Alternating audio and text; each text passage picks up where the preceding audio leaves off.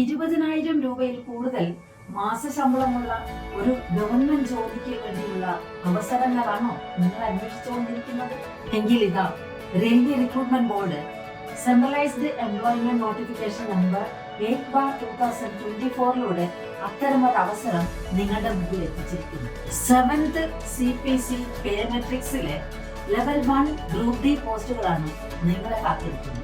32,438 വേക്കൻസികളിലേക്കാണ് railway recruitment board ഇത്തവണ recruitment നടത്തുന്നത്.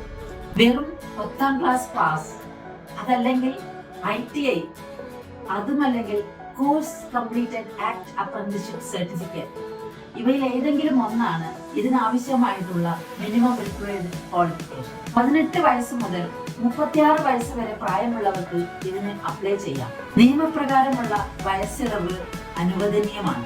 ജനുവരി 23-നാണ് ഇതിനു വേണ്ടിയുള്ള ആപ്ലിക്കേഷൻ സബ്മിറ്റ് ചെയ്ത് തുടങ്ങേണ്ടത്. ഫെബ്രുവരി 22 ഇതിന് ആപ്ലിക്കേഷൻ സബ്മിറ്റ് ചെയ്യേണ്ട ലാസ്റ്റ് ഡേറ്റ്. അപ്പോ ഇനി ആർക്കു വേണ്ടിയാണ് വെയിറ്റ് ചെയ്യുന്നത്? ഉടനെ ആപ്ലിക്കേഷൻ സബ്മിറ്റ് ചെയ്യുകയല്ലേ.